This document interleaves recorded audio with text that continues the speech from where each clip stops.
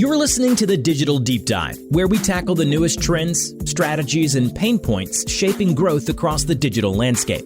From Amazon and D2C to international expansion, join our host and e-commerce leaders across multiple industries for in-depth discussions on how to maximize your brands in the digital arena. Now, here's your host, Aaron Conant.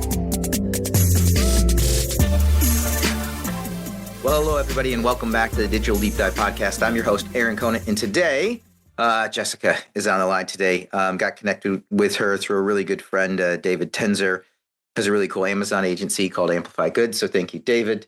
And Jessyca and I were chatting and talking about social media metrics and specifically what shouldn't people care about or executives care about. And it'd be interesting, as we go through this, because top of mind for me would be like a ROAS, which seemed to skyrocket and was a simple one that people easily could understand. Maybe that's in there, maybe it's not.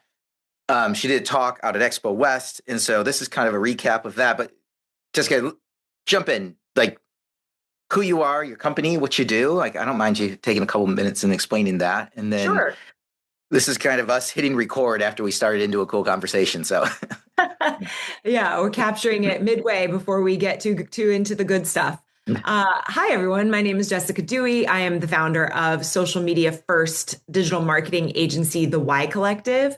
We focus on CPG brands and start with social media and then offer extensive services beyond that so that we operate as an extension of the marketing team. What Aaron and I were just chatting about, to catch you up briefly, was this idea that a few weeks ago, when I hosted a table at Expo West, I put a poll out onto LinkedIn and asked people what topics they would like for me to cover. And one of the topics that I didn't end up covering, but that was really popular and that there was a lot of interest in, was what metrics on social media should brand executives stop caring about, and what should they care about instead? And that's where Aaron and I started chatting this morning, and that's where we're headed today. So take me back then a few years.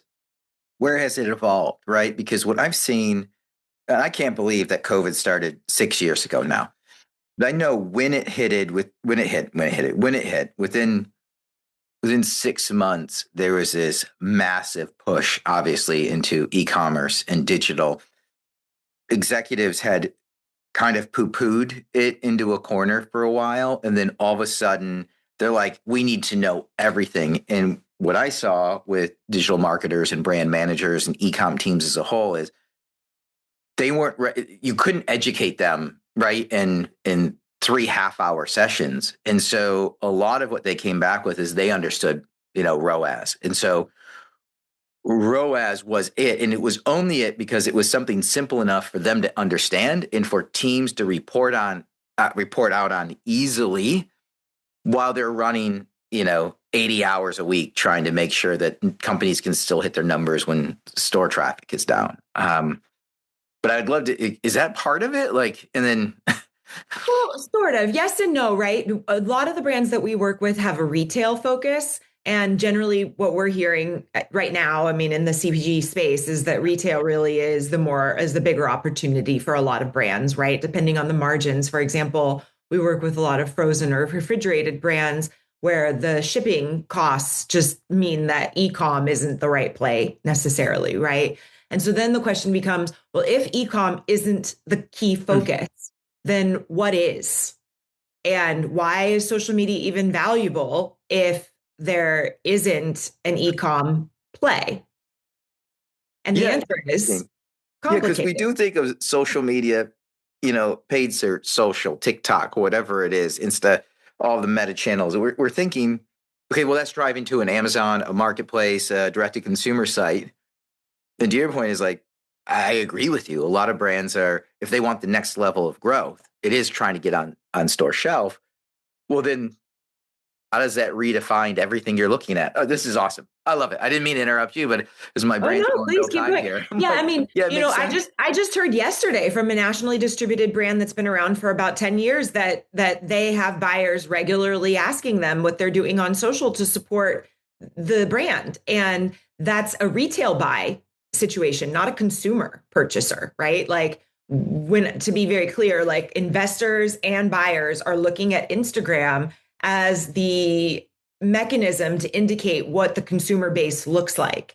And if there is a brand that has a wide distribution and for some reason isn't really being all that focused on Instagram, then that's a missed opportunity when they're looking at increasing their retail distribution. Oh, wow. Okay, so it's interesting this how it goes back and forth, right? Because a lot of it has been around, you think about it from an Amazon standpoint. Millennials in buyer positions now, it really makes it easy. They can go out to Amazon, they can look at ratings, reviews, right? And that's a huge way to actually just get on store shelf, right? If you don't have any presence there, it's not impossible. It does happen if you got an amazing product, but a lot of times the buyers are going, look, oh, hey, you want me to replace this brand on this shelf location with your brand? Are you even going to be a fit or not? And what I love about what you're saying is, well, that happens and the brand can prove that they're worth it and that they can be there on the spot. But then now what happens with the rest of social? And how are you then supporting it to get even more? This is super interesting. So where do brands get it wrong? Like, what are the wrong metrics? So there are a few, right? I think there's the outdated idea that followers equals brand awareness and real community. And we hear time and time again that executives are pushing for follower growth. And while that isn't necessarily completely wrong, it isn't the number one mechanism or metric that shows us the health of the account overall. And the way that TikTok has influenced social media as a whole, beyond TikTok, including Instagram, is the discovery platform. And for anyone who's spent a little bit of time on TikTok, you might know that you get served a lot of TikTok For You page content based on your interests, not based on who you're following. So the reach and the followers are no longer connected in a way that they used to be. And so this overemphasis on follower growth is really quite outdated at this point. And instead, we recommend that our brands focus on shares, saves, and sends, because those are the metrics that show the mechanism of thinking behind the people who are engaging with their content. If the goal is brand awareness, which then eventually, not quickly, and anyone who tells you that it's quick is probably lying to you, drives retail velocity, the more eyeballs and the more brand affinity and equity that you build through people really truly engaging with your content, the more likely they are to remember you when they're in front of the shelf and making that purchase. And so what we're really trying to do is connect their recall, the psychological impact of that content, with your brand, so that they know when they go into the nut butter aisle, they know to grab this one because they saw something really cool about it on Instagram. And that doesn't necessarily translate to whether or not they follow you in the long term. So saves, shares, these are the mechanisms that show that the potential consumer is clicking on it and really following it. They're saving it so that they can refer back to it at a later date, which really signals utilization, right? That they found it useful. They related to it, so they sent it to their friends, or they shared it to their stories because they wanted it to be shared with everybody. Yeah, it's interesting. I think all of these platforms have gotten so personalized, right? That they know exactly what you like as a person. Exactly. Not necessarily regardless of whether or not you follow them. Exactly. Like how long you've dwelled on the page. Did you pause on that ad? Did you not pause on that ad?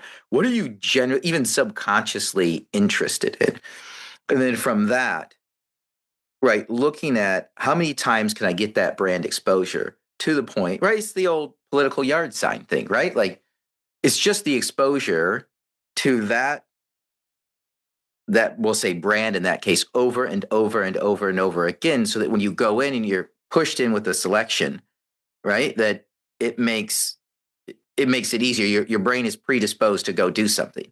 Kind of like what you were saying. Like there's this old study, I think it was done at the University of Michigan, where there's a Michigan State student newspaper and a University of Michigan student newspaper, and they put random words on either one, and they were different words, but they put them over and over and over and over and over again. And when they presented them back to students, they added two words and they said, hey, which one refers to something good and which one refers to something bad? They inherently applied good to the word they saw over and over again, which was a nonsensical word. And they'd flip-flopped it between campuses so that there was no overlap. And it's like over 90% of the time, people, some crazy high percentage, maybe it's not 90, that people assume something they'd shown over and over again, they were predisposed to say it's good. So you're taking a look at it from the standpoint of, hey, how can we actually capture, forget about all the likes, right? Forget about all the follows. I mean, they are important. Forget about all the follows.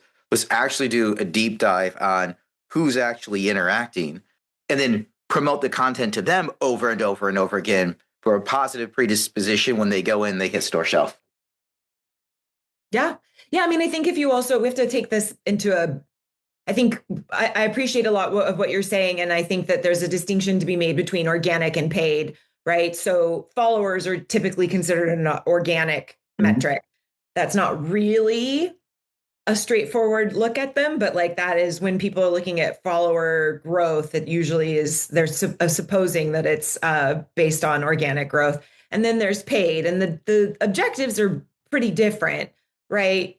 But all in all, they stay the same in the sense that the more interactions you have with the brand, the more closely your consumer behavior is linked, right? The more likely you are to stand at the shelf and pick that brand. Because even if you can't remember all of the brand messaging that you've been served in the ads about it, it's more familiar to you. So yes, ROAS is important. And also for a retail focused brand, you can't attribute ROAS to social media. So what are the other metrics? And it's the time watched, to your point, like how long is a consumer or a potential consumer, an audience member watching that video? We aim for more than 3 seconds. Shockingly, most people don't watch content for more than 3 seconds. But if it is watched for more than 3 seconds, then that brand's content is more likely to be served to that audience again, because that's how the discovery and the For You page works. And it's the same with impressions on ads, but it's just sort of a different objective, right? Like on organic, you're looking to grow your viewer base. I don't want to say followers, your community, people who are consistently engaged with and familiar with you. And then on paid, you want to increase your impressions and get the retargeting really right so that you keep somebody in your sales funnel. And again, like if it's a retail focus, you're not then tracking it all the way to the purchase. There are some ways that you can try, but generally speaking, we're just not in an age where that technology exists. So I don't know. I mean, a lot of your listeners, more ecom brands, do you? Yeah, almost all digital is what we are. Okay. But in store, it's literally I was talking to Colgate earlier today, right? It's everywhere. I was talking to Schmidt Brothers Cutlery earlier today. Like it's literally all over the place. It's anybody that's trying to learn more and up their game and trying to understand e-commerce and how to win in it. But as we know, like you're saying, like going on store shelf is huge. I mean, that's the next lever to pull for a lot of brands that are growing. There's a lot of the big ones that are out there. They're already on store shelf. But yeah, that's where I spend almost all my time is just talking to brands. And then, we'll do a couple hundred webinars a year on topics like this. So if a brand walks in, right? So CPG brand walks in, you get, somebody refers them over to you and they come in the door. Like how should they think about analyzing? Are there like key things that you look for? Like in most cases, these are things I don't want to say they're doing wrong. They're doing to the best of their ability. They just didn't know there was another strategy. Like, how do you break that down? I mean, I think the thing is, I want to get away from looking at social strategy as a one size fits all reporting bucket, right? We have a lot of brands that come to us and they say, our goals are increase our followers, increase our reach, high engagement, and really fun content that speaks to our brand messaging, right? And then when we listen, we sit and listen to them, we hear that their brand objectives are, well, we have the most retail distribution in the East Coast, and yet our current social media following is predominantly West Coast, and our target consumer is about 40 years old, but our Instagram audience is 25. And there's all these disconnects between the business objectives and the business realities and what their social media strategy looks like. How much does it drive business if the distribution isn't where the audience is? Yeah. And that's going to look different for all brands, right? So, I mean, not all, like a lot of our clients are national. Almost all of them are national in retail stores, and they still have a focus in one area versus the other. We also had another example is that we inherited an audience that was a pretty their target consumer is a wide ranging age, and we inherited an audience that was predominantly over the age of 65. So we can grow your followers all you want. What difference does it make if it's not in the target consumer range? No, or isn't spread out from there. So I think that this is where the goals don't match, right? Where they don't match. You could have an overarching goal, but maybe it's just not specific enough.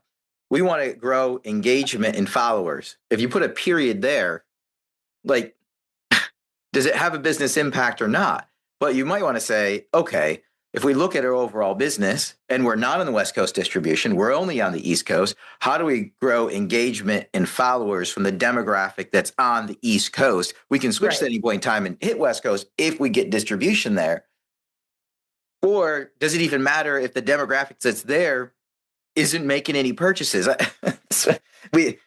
Yes and no, right? It just depends on what the brand needs at that point in time, right? If a brand is investing in building their audience nationwide, for example, and they have a long-term understanding of what building that audience looks like and what that could mean for them, then absolutely focus on it being everywhere. The harsh reality of CPG specifically is that a lot of people don't have that sort of runway. They need what they're working on this year to impact their bottom line in some way this year. And so while, again, we can't necessarily attribute social media, organic social media behavior to the shelf, the retail shelf, what are those ways that we can get closer to the bottom of funnel so that it does have more of an impact in the more immediate future, right? If you're building a huge brand and you're okay having a ton of followers that maybe aren't where your distribution is currently because you're making a case for much larger distribution in the near future, and you know that that's a long-term investment that you're building, then absolutely go ham, But if right now in the next 6 months, you really need to grow your velocity on the East Coast, then does it matter if we're losing followers if most of those followers are on the West Coast? No, I love it. I mean, previously when I was on the brand side, would acquired a company in the social media team that was running it. They were growing followers like crazy at a massive rate. And they'd given away a car as like an online sweepstakes. And it was amazing. Like number of followers skyrocketed. And then we're sitting in an executive team meeting and they're saying, well, where's the sales? What's the impact? What are we driven? And there's no increase, like next to nothing. Normally, if something was working that good, you would see some kind of regional bump somewhere, and we saw nothing. And we brought in an analytics consultant who did a deep dive, and we were growing followers and teenage girls who loved animals because it was an animal health product, who loved puppies and kittens, and you do all this stuff to grow the followers. But at the end of the day, none of them were buying anything. Right? None of them were buying anything for at least probably a decade. In all reality, Yeah. No, But it was exactly. like, I mean, rah, another, rah, look at how great we're doing. And then at some point in time, somebody hit pause and was like, but shouldn't this drive sales somewhere? Should we see some impact if it's growing yeah. this much? And Yeah. it I was mean, just another, that pause. No, I think oh, that's a sorry. great, if I think of me, I'm the brand, the key takeaway is having to pause and saying, okay, are we being definitive enough in what we want to do to drive an outcome that's realistic? Which Yep. it's not realistic at all if you don't have distribution on the West Coast. Just going back to that example, to grow all the followers you want out there. Okay, who cares? I can't sell any more product at the end of the day, especially right now, Right. current economic environment. You better drive sales. Everybody's looking for it, and you can't just Right. yeah. Yeah. And again, like we firmly sit in the belief that social media, specifically organic social media, is not a sales channel. It is just not. Anybody who tries to say that it is trying to sell you something. And the objective should align with what the social media objective and the metrics that you are following and tracking after should align in some capacity with what your business objective is. And there may not be attribution in that sense, right? Like, again, there's not a mechanism for tracking that, but it should still align strategically. And then so brands reach out to you at Y Collective, right? And Mhm. then you kind of walk them through. I mean, that I think is number one, is like help us get a Yeah. realistic view of what best in class people are doing today, who's winning, who's losing, who's understanding this, who's doing it the best. And then, like I think you were saying, like then for each brand, it's a bespoke plan. It's a Okay, there bespoke might plan. be overlap between two Right. toothpaste companies, but for most brands coming in, it's actually going to be bespoke, Absolutely. which is very interesting, right? Because you can go to all these conferences, right? Like, I love this the talk. Well, that you almost did, I guess. What you're on this is like, there's not a silver bullet that fits everybody. Correct. So, an independent, deep, thought provoking analysis on what are your goals, and then have that drive what your KPIs you should be looking at. hmm Yeah. Like I think Why does it gotta be so hard? Why can't it be easy? Why can't it just be ROAS and impressions? That's I mean, if that sounds boring, right? yeah. Just seeking after ROAS and impressions, it doesn't really speak to what the brand may need. And you could you could be getting great ROAS. You could have terrible uh repeat, like your loyalty and repeat purchases could be tanking because you're not selling to the right person. Like there's all these, like, yes, that's great if you need cash flow, right? That you have money coming in, your ROAS is good, but is that sustainable? And how do we make sure that we're getting the ROAS from the right people? Like everybody wants ROAS. If we're talking about paid, because paid is really the only way that you can drive conversion on social, then, does that last for a year? Do you exhaust your audience within a year because you don't have a, a stronger funnel built out to keep them in it? Or do they just purchase and then that's it, right? I mean, what are the longer, bigger, overarching goals? Impressions are great. We want all the impressions, but when we make them super, super, super cheap at the expense of who the audience is, what does that do? Yeah. Love it. So, like, is there like a key takeaway? Like, number one, like, how do people? I feel like we could go on with this for hours, actually, and pick everything apart. But, like, how do people get a hold of you? Number one. Sure. Number two, like key takeaways for people who are listening in. Key takeaways. Well, I'll start with how to get a hold of me. I'm Jessyca. It's Jessyca at ycollectiveagency.com. Reach out for any social media needs, audits. We do full service social as well as content creation and paid media.